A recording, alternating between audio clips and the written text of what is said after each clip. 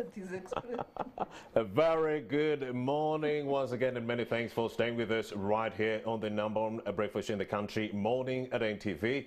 My name is Romeo Busiku. Of course, let's give you an update on how COVID-19 is ravaging this jurisdiction before we get into the nitty-gritties of the conversation today. COVID-19 has actually infected 126,625 citizens within Uganda here. You shouldn't forget to put a plus there because that number might have gone up. Those are aggregations from 2 days ago. We also do know 3,228 people have succumbed or they've lost their lives as a result of this infection with the heinous disease COVID-19. The good news pertains to the fact that 96,898 have actually recovered.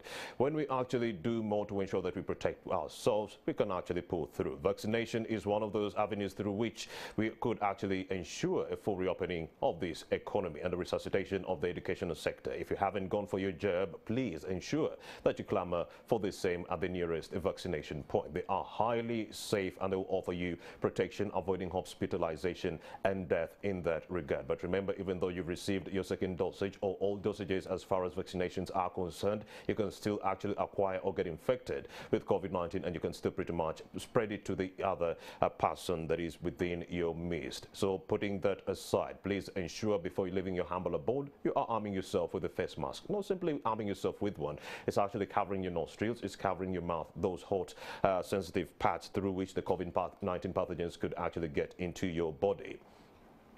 Away from COVID-19, the Attorney General, Chidiowa Chiwanuka, is actually working on a raft of proposals that will be drafted and passed on to Parliament for debating. That is the issue of tightening or the discretion of the judicial and police officers to award that is bail and bond respectively in that regard. That is Article 23, Section 6B of the Constitution that would have warranted that a person that is actually grappling with a court within the with a case within the High Court and its subordinate courts shouldn't be released after 180 days. That is more than 6 months. The president says that is one of the measures that will go a long way in cutting down on the number of violent orchestrations of mob justice within Uganda. He says when a suspect is released on bail, the victims and their wounds are pretty much still fresh. So these people are forced to actually take the law in their hands. And he says we should be keeping these suspects longer within jail. Then you do have Article 23,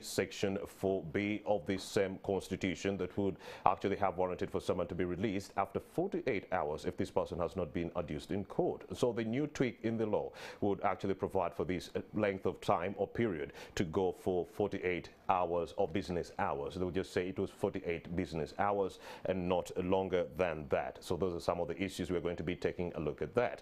And this conversation on bail comes in the wake of terrorist orchestrations that have taken center stage within this country. October 8th, October 23rd, October 25th, we've been attacked by terrorists. That is the Allied Democratic Forces who later morphed into the Islamic State Central Africa province. So those are some of the stories we're going to be taking a look at, because when Howard Openjuru, the leader of the Uganda Liberation Home Front, was released on bail, he orchestrated attacks within the Zombo area, hitting the Zombo military detach. And you have people like the president who was saying if he had been held longer within jail and not given bail, we would have avoided that issue. So holding suspects for longer, would it go a long way in actually cutting down on terrorism incidences or even violence within this case, or even corruption? Because the president is saying government officials who are actually corrupt would be targeted by this new change or tweak to the constitution on the issue of bail. I'm having Mike Sebalu. Yes, he's joining me right now on set. I'm also having Sarah Birete, with whom we are going to be expounding more on this conversation largely. Very good morning, Mike Sebalu and Sarah Birete. Good morning. Good morning. Indeed. Sarah Birete, do you concur with the president that we should be actually tightening the discretion of some judicial officers and police officers not to give out bail to some individuals? The argument right here is that we would actually clamp down on so many of the terrorist activities, even the violence and also the corruption that has been taken center stage. Is this a magic bullet that we need? You know, this controversial debate lacks statistics and figures, and the actual analysis of what our challenges are in the administration of justice, as well as access to justice by the citizens. we have three main challenges. One is poor funding of the judiciary, and the judiciary has been clear. Second is lack of proper recruitment of judicial officers. All our court levels, Supreme Court, Court of Appeal, which also doubles as Constitutional Court, High Court, and the Magistrates' Courts have gaps in terms of the necessary judicial officers they should be having. And that also limits the number of courts, like High Court circuits, Court of Appeal when it's moving per region. So that limits the administration of justice. Especially and Court of Appeal. Yes, the judiciary. The third challenge that we have is on the prosecution and investigative side. The framers of the Constitution envisaged a situation where police would first investigate, establish prima facie evidence, and then arrest. Then you are able to present the suspects in court within 48 hours. But we are doing the reverse. The police first arrests, then debates what charges to put, and then they start investigating. Even the so-called 48 business hours would not be enough given the manner in which police conducts its work. Whether you make it 48 business hours, whether you leave it as 48 hours, they need to change their method of investigation. But also the police is very poorly facilitated, extremely poorly facilitated. There is also the argument of repeat offenders. If we could digitalize our criminal justice system, Indeed. Whether you have arrested somebody in Moroto or in Bushenyi or Mbarara, you would just enter their name and see whether they are criminal record, whether they are repeat offenders, whether they've jumped bail. All of those issues would be sort of in a stroke of a pen by technology. But the way we are going about and tampering with the fundamental personal liberties in our Constitution, I want to put MPs on notice and the proponents of these proposals that anybody will fall victim. And our history has been clear right from the enactment of Emergency Powers Act in 1968, the detention without trial. All the proponents of those draconian laws were the first victims. And I hope there will be no exception. So, the citizens of this country, Uganda, did call for the revocation of bail, especially during the 1990s. That's when mob justice was rife during this country, because many did not have any hope or trust within the judicial, even the police system. They trusted in the fact that they could take the law within their hands, and they called on the president and other legislators to revoke bail. But that did not happen at the time when mob justice was actually so high, and you would use it as a talking point to actually get your way with it. So right now that the president is talking about it in the wake of Muhammad Segirinya, Kawempe North being arrested, Makindye West, Alan Siwanyana being arrested, do you think this is politically motivated? To which hand these two individuals or other political leaders ahead of 2026? You know, the president has been carrying on with this controversial debate. He presented his views in the Constituent Assembly and they were defeated on bail. He has raised the matter about 3 times. And unfortunately, he always raises this matter when opposition figures are arrested. The most prominent times is during the walk to work, protests, when he wanted to incarcerate the leaders of opposition. Another time is during Arua fracas in 2018. And now, when the 2 MPs belonging to opposition are arrested, given bail, rearrested in a kidnap style, judiciary is intimidated, and the same debate happened during the Black Mamba attack on High Court, when Kizza Besigye was being arrested on trumped-up charges that were later the state could not sustain in courts. So in politics, timing is everything.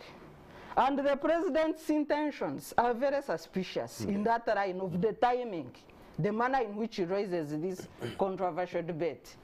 But away from that, if you look at countries that, for example, do not have presidential immunity, you cannot tamper with the personal liberties because anybody is a candidate And we need these personal liberties. When you go to the fundamental principles of rule of law, you have equality before the law, you have non-discrimination under the law, you have presumption of innocence in our Article 28 of the Constitution, and it's important to note that the presumption of innocence under Article 28 is entrenched under Article 48 of the Constitution on non-delegable rights. So even people tampering with the presumption of innocence on selected offenses should know that what they are pushing is a matter that can only be amended in a referendum. Mr. Mike Savelo, the timing of this whole issue, like I did mention to Sarah Birete, in the 1990s, mob justice was rife, but then we didn't see President Museveni come out to call for the revocation or even tighten the discretion of the judicial officers and police officers to award bail and bond respectively during that time. But we are seeing him come out now when these legislators are in jail, when you have politics at its height within Uganda. Don't you believe that this is a witch hunt, as other people contend? Yeah, thank you very much. First of all, good morning to our viewers. Yes, Mike. And those that may be following us on other platforms associated with this media house. Indeed. It's great having you out there and following the discussion and the debate. I want to encourage you to conform to the standard operating procedures of government with regard to COVID-19 because we want you alive. We want you secure, we want you up and running with your cause and your work, and we want you to progress. That's why government is acting the way it is in your best interest. Regarding the subject of discussion, I think the President's viewpoint cannot be trivialized to be targeting opposition. I think that is the most unfair way of looking at this. The President has been very consistent on this matter. Sarah has just indicated that even in the Constituent Assembly, the President presented his views. I don't know which opposition people he was targeting in the Constituent Assembly, if that is something to be taken. So that shows you the background. That shows you the conviction. That shows you the analysis is made around this problem in terms of security of Ugandans. But we haven't seen it on this kind of basis. The severity with which he's actually according this issue is not as something that we've seen in the past. We've not seen him call on the Attorney General, Chirowa Chiwanuka, or whom else was in that office before him to actually table these proposals before Parliament. We are seeing him actually become too vocal and also very practical about this issue. Not just talking about it, but presenting his ideas before the floor of Parliament. I think saying that he's becoming too vocal is not courteous. I think he's made his views known to the people using the right fora and the right process and the right institutional and structural framework available. And to say that maybe he has put his case much more strongly this time round is a result and a function of what has been taking place over time. You know, if you don't solve a problem early enough and early in the day and subject it to the function of time, the effects and the impact of the same get to such a level that are unprecedented. So maybe at the time he shared his known views regarding the same, the problem was not as bad as it is at the moment. And there are people there out crying out to the leadership regarding this matter to be handled. There are those victims, and they need to be protected, and they need to be put in consideration within our legal regime and the arrangements that we have in place. There is this very, very clear case in point of, is it Sarah Chirabo? That university student that was gruesomely murdered by a fellow student who is out there on the run. Now, when you look at such scenarios, when you look at such victims, they really get offended with an arrangement that allows someone to be out there at large when they've missed their loved ones. So there are cases and there are statistics to support this viewpoint. I think what we need to do is not to make it a partisan issue. But are there any merits to these proposals, Mike Sebelu? Suppose Kizza Bessege's case was not the treason case by Kizza Besige. Suppose it was not actually dropped by the Constitutional Court. What would have befallen the dear gentleman? He would have been wallowing in jail up to now if bail had been revoked in that regard. Yeah, I think what we need to do is to engage and debate this subject matter in a sober way. Let's not make it a partisan issue. Let's not look at it from partisan lens, but let's look at the merits and demerits of the same. Let's consider the victims of the same, because we tend to look so much at the political cases. But there are so many criminal cases out there. There are so many murders out there. But we only pick the political cases to illustrate this point. But none of us is using the Chirabo case, and it is a live case, and there is a family that has been a victim of such, and they need to be protected.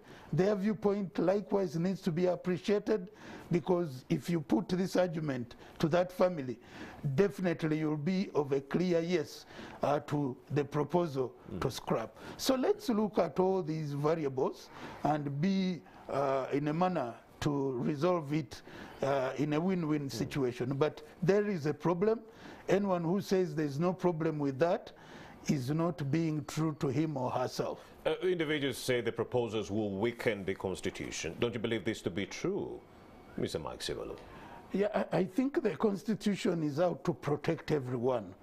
The victims who are suffering and who are victims of this problem are such, they are also supposed to be protected by the same Constitution, where they feel that their rights were abused and life. I don't think there is any abuse to life that can be equated to murder.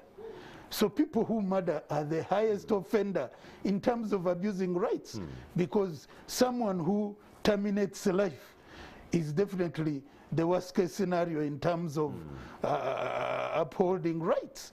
And such a person or such people need to be handled in a constitutional manner, and that's why a provision of that nature is looked at as a possibility to help out in that situation. When you talk about people like Howard Openjiro, the leader of the Uganda Home Liberation Front, that rebel movement, that is understandable. But when you talk about people like Muhammad Segirinya and also Alan Sewanyana, whose cases have not been, whose guiltiness has not been proven beyond unequivocal doubt, then that is another conversation, because these individuals could be innocent before they could be proven guilty. But then the fact that you revoke bail, you are assuming that these people are already guilty before even the case is hard or finished in court. I'm going to get back to you, Sarah, to continue with that thought process. But first off, let's take a breather. Return shortly right here on Morning at NTV. We'll be right back. You're watching Morning at NTV. A very good morning once again, and thank you for joining us yet again for this edition of Morning at NTV. Very good morning to the people of Nasana Municipality, Kira Municipality. Yes, wherever you are watching from. Gulu, I see you. Hoima, thank you for joining us. Yes, Arua, thank you for joining us right here on Morning at NTV. The whole population right here in Kampala, thank you for keeping it glued right here on Morning at NTV. I'd also like to interest you with this cup of coffee. Inspire Africa Coffee. It will go a long way in resuscitating your body's creative processes. It did have that project that was stalling as far as, devising means on how to execute it. Well, just take a sip on Inspire Africa Coffee, and please, you'll not regret what will happen after. You'll be actually divulging very, very, very good ideas that will go a long way in resuscitating your career or any bid that you are targeting in that regard. U-Lesson is that app that your children could maximize on, and a bit to continue with their education. We have trained tutors on that app that will go a long way in teaching your learners. It doesn't matter if you're having a busy schedule as a parent, please go ahead with your business. It doesn't matter if there is no teacher within the midst. This technological advancement, the U-Lesson app will go a long way in ensuring continued learning in that regard. Mike Sebalu and Sarah Birete are still within my midst, and we are talking about the issue of bail, tightening the discretion of judicial and police officers in awarding, that is, bail and bond, respectively. Article 23, Section B of the Constitution provides that if someone is grappling with a court case that is triable both in the High Court and its subordinate cases, that person should actually be tried for, should be held for over 180 days. That is the new provision. That is more than 6 months. And Article 23, Section 4B of the same Constitution would have provided for one to be released after 48 hours. But this new tweak within the law would only pass that time as 48 business hours. I still do have the gentleman and lady in my midst. A very good morning once again, Sarah Birete and Mike Sebalu. You were still telling me about this issue of bail and its demerits.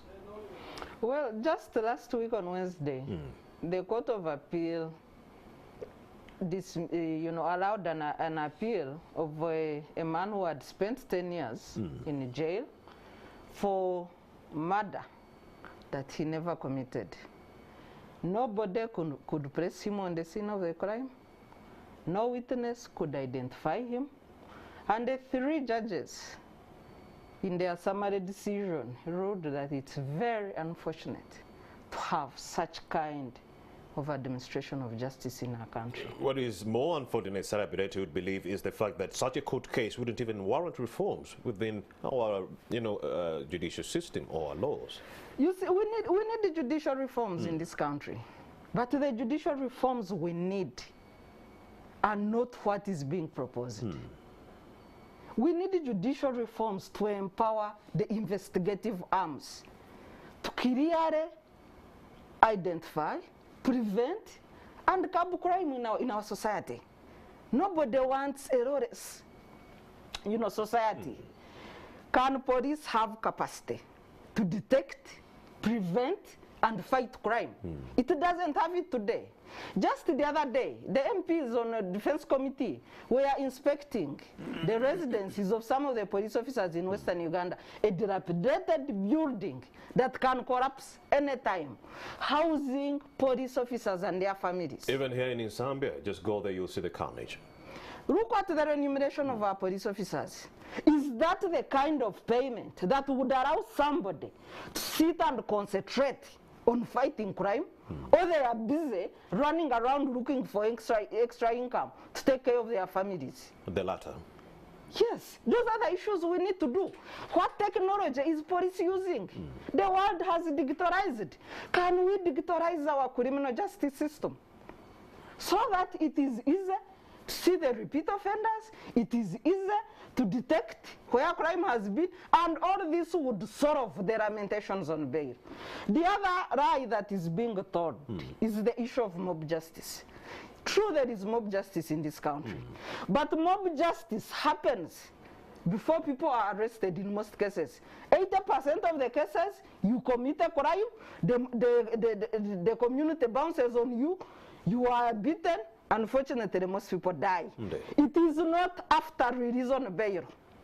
There is a problem of mob justice, but when does mob justice happen? A lie is being told there. How many people have been lynched for having been granted bail in this country? How many? Go ahead. If you go to the percentage of people charged in court, less than 5% are able to access bail. We need even to debate on how we can make bail affordable so that we decongest our prisons. 60% of people in prison today are on pre-trial detention. Pre-trial detention is illegal. So you're saying we shouldn't make it hard to issue out bail, we should make it more easier for people bail to should be accessible to people, especially in cases that don't involve violence. We have guidelines for bail in this country. By the way, when it comes to murder, the issue being paraded, how many people have accessed bail having been charged with murder? It's less than 1%. We need to get these statistics and debate with figures other than misleading the country on political intentions. All right, Max Sebel, what do you make of this? No, I think... she's saying, actually, let me just give you a perspective. She's saying we shouldn't even be focusing on this issue of bail. The problem is with the judicial system and also how we are policing this country. Yeah, that is a line of argument. What do you make of which that? I disassociate with. For instance, she's just said that the mob justice has no correlation with bail. I said 80% of mob justice. And how many people have been lynched after being granted bail? If you could allow me to develop my own point. I want to hear it. My point is that once people mistrust and know that someone has killed someone, and if they go to court, they will be given bail, then that provokes people to take law into their hands. And that has a direct correlation. I find it strange that someone may not be able to relate the two. When people take law into their hands, hoping that if they allowed the judicial process to go on the way it is supposed to go on, then chances are that these people may be out there on the run and at large. And it has happened, and some of them, you hear them cursing. That's why the Kirabo case, for instance, is brought out in that regard, because the family is like, we lost our daughter, someone is out there. So if that guy is ever got, he would be a subject of kind of mob justice. So there is a correlation between the two. But what we need to have in place, even as the reforms are being suggested the way they are, is to qualify. I mean, not everyone can be a subject of that high-level requirement for bail restrictions. I see. Well, Sarah Birete, you do have individuals within the opposition who believe we cannot have constitutional reforms without a change of guard. Do you believe this to be true? They say as long as President Museveni is still here, we'll only have constitutional reforms that favor the NRM government and not any other group. And they say for that to happen, we'll have to see a change of guard, which is the removal of President Museveni. They're fronting many special purpose vehicles, and one of them is the People's Front for National Transition that is being birthed by Kizza Besigye and some other leaders. Do you think in the wake of the disgruntled and disunited opposition that would go a long way in dislodging President Museveni and bring about the constitutional reforms that we are clamoring for? Or can we get the constitutional reforms even when Museveni is still here? Well, I think I need to pick on two issues. One is that it's true, most of the constitutional reforms proposed by the people, including civil society, are neglected. And that goes into even the meaningful electoral reforms that we've been working for 2 decades in this country. Indeed. So whenever there is a constitutional amendment process, we do participate. We even do expert analysis of these proposed constitutional reforms and make presentations in Parliament, but all our views are ignored. The same paper commission did gather views or know what needed to be amended in the constitution, but what was adopted. So there is some truth in that school of thought. There's that also the the regime, Supreme Court ruling. Yes, I know the Supreme Court ruling, yes. That the regime fronts those reforms that they wish to see happen using what is known as the tyrant of numbers. And the argument is we have the numbers. We have the numbers. Term limits. So it is not common sense. It's about numbers. We have the numbers. We are going to vote. This is what we want. So to that extent, yes. But should we say we cannot have constitutional reforms? I don't think so. We can have constitutional reforms. How can we actually achieve those constitutional reforms, given the fact that even the 2016 Supreme Court ruling in the Amama Mbabazi versus the state ruling called for the same reforms, and they've never been implemented by the government? How sure are we that we will see opposition or even activists compel government to do the same if the Supreme Court failed? In the Supreme Court, ruling, there were 8 recommendations for reforms or directives, because even they gave a time frame for the Attorney General. There was even an application by Professor Sempebu and another for the Attorney General to show cause on why he was not effecting the reforms. 7 of those reforms were enacted in the February amendments before we went into COVID and then the elections, the so-called scientific elections. Unfortunately, there was no time to understand, educate the people and implement the electoral reforms that were made. I think the bill was signed in February in 2020. Yes. But one of the directives was left out, and that was for a punishment, a strong punishment of officers, public officers that engage in partisan conduct. That reform was conveniently left out because the regime knows they use public servants, including security officers, in their campaigns. Yeah, that one was conveniently left out. Go ahead. Yeah, but when you come to meaningful reforms or even the special purpose vehicle, I belong to the school of thought that believes in Pan-Africanism, and our slogan is one struggle, many fronts. So there's nothing wrong with people who are working for change from creating special purpose vehicles or many fronts to achieve what they've been working for. So in that line, the people who have formed, is it the Red Card movement? The Red Card Front, the People's Front for Transition. Yes, they are within their constitutional rights. And I know there are parties which are not, so it's not that the whole opposition is in that Red Card movement, which is also okay. Because if they believe in that Pan-African slogan of one struggle, many fronts, I think they can have as many fronts as possible until they achieve what they want. They are exercising their constitutional rights. All right, let's see what Mike Sabelo makes of this. Mike Sabelo, what do you make of this? Yeah, first of all, I disagree with the notion that the legal reforms that are always presented by government are not in the interest of the country. The reforms are in the best interest of the country. Explain. They are not for an individual. They are not for the party. They are for Ugandans. How so, Mike? Like this case that we are discussing right now, bail or no bail.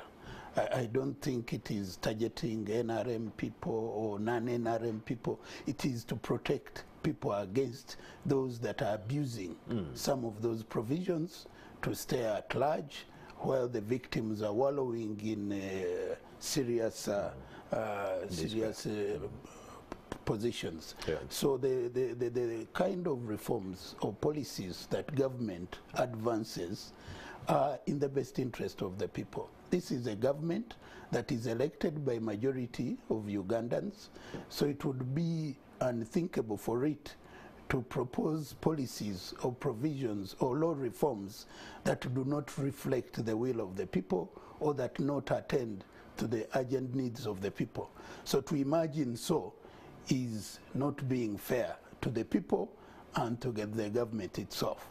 Now, regarding the team that is coming up to organize the way they are organizing, you can see that it is not even following the laid out ways of assuming leadership. They've stated so, that we cannot assume leadership through elections, so let's get a way of it is like overthrowing the government, not through elections, using other means other than elections.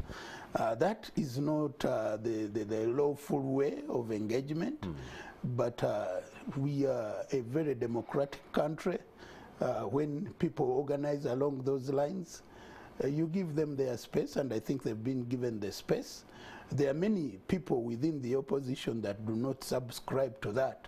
Not that they are not opposition, but because they see it as an unlawful way of engagement when there is a proper way of engaging government and changing government constitutionally and through a democratic process. There's a correlation here, Mike Sabelo. You do have people within opposition who say the new reforms are going to be targeting people like Kizza Besigye and others who are coming up with these campaigns. Imagine just last week, you did have new leaders, 5 of them, within the Kasese area. They were just holding their consultative meetings.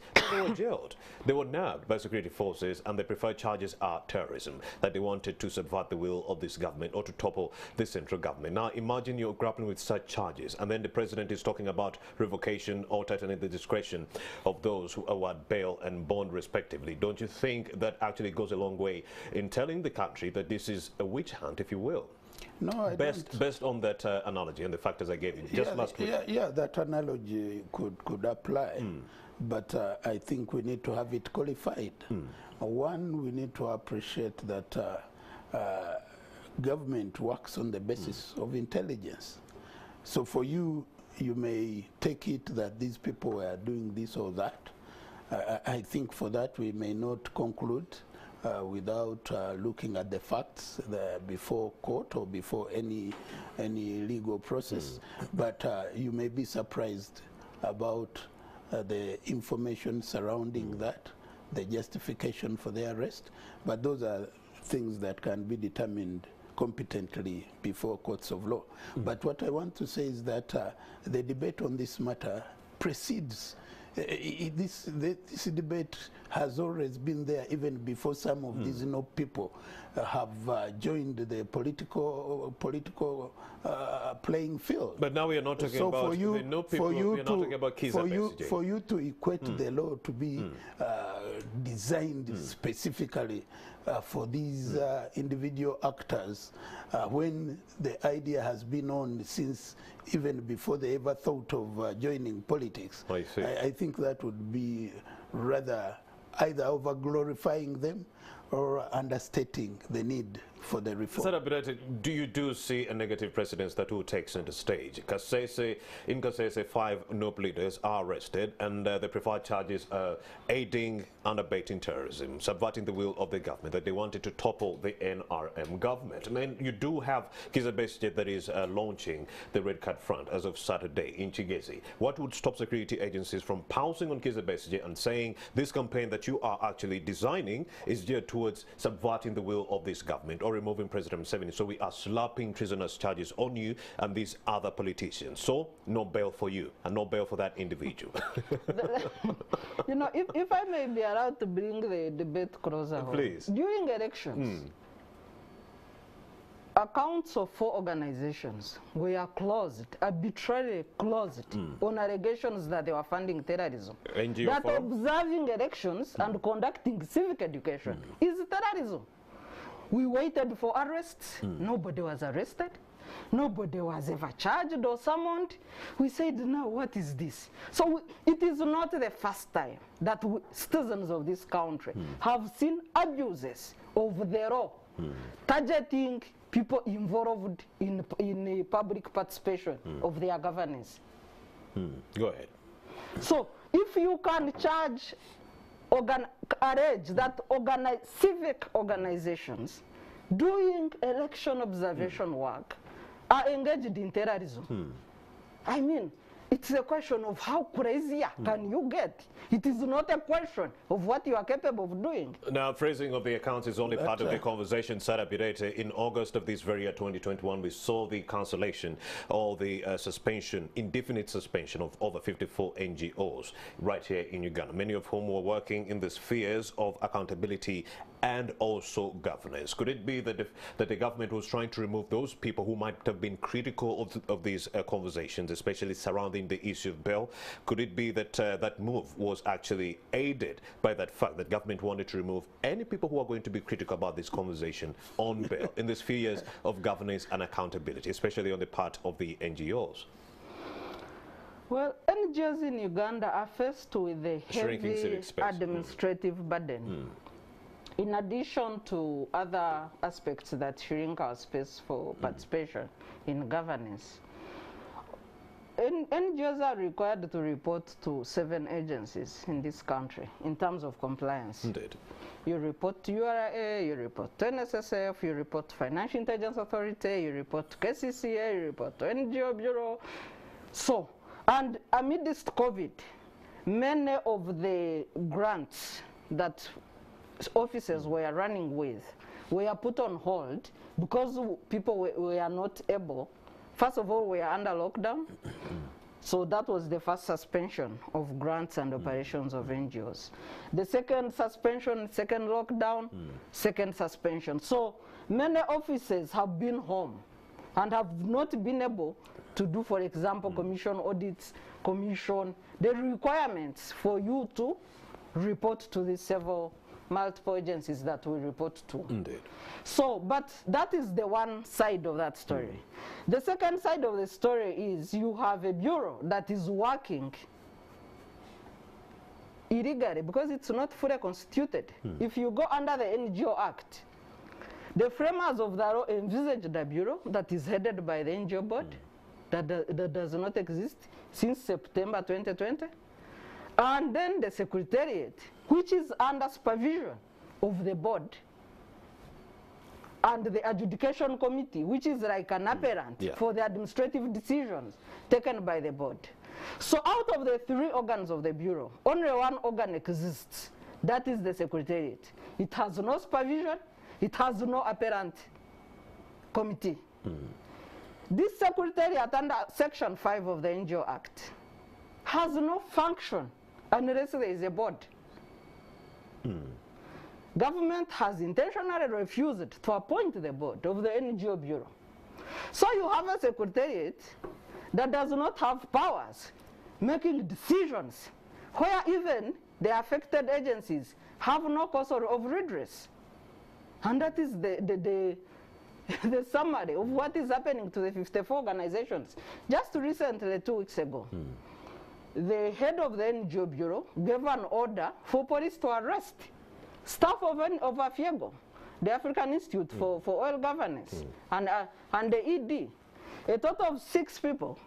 The ED with his 5 staff were arrested, denied bond, held for 3 days at no charge. They were given bond that the crime they committed was failing to produce documents. Can you imagine the abuse? Indeed. The abuse of law in this country. I hear you.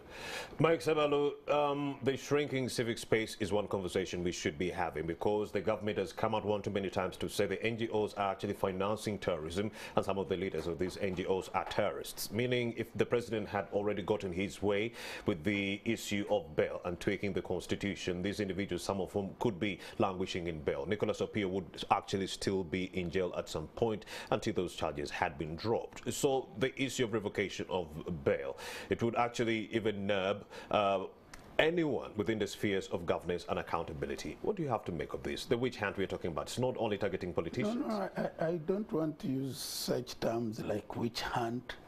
I think the law goes for the people that break it. And once you've broken the law, you shouldn't hide under witch hunt. And for sure, I treat with a lot of respect the non-state actors under the NGO kind of status. Quite a number of them are doing pretty good job, for which we are truly thankful and grateful as a nation. But likewise, there are those that are not doing a good job.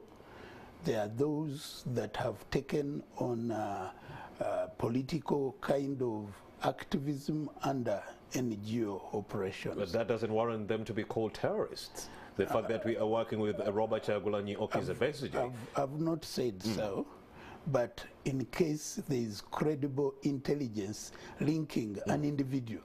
And in this case, I don't want individuals to hide under their organizations. There are individuals who have criminal tendencies or even terrorist tendencies as individuals. I hear you. But then they go under their organizations to, you know, to kind of do house cleaning. So for me, let's look at individuals as individuals, and let's not even take it to the level of the organization. If you because look at you may be an individual here in NTV with your other individual interests or individual activities. Chapter 4 is the organization that Nicholas Opio worked for. On an individual basis, it was actually proven that he was innocent. He didn't commit those money laundering charges and also the financing of terrorism. None of that actually took center stage. On an individual basis, it was found unequivocally that he was innocent. So imagine if he had revoked bail, he would be somewhere languishing within jail. No, but I think his case was handled through the judicial process, and that is how that conclusion was arrived at. And I think that is the way that it is supposed to be, and the reforms are not suggesting that it is done otherwise.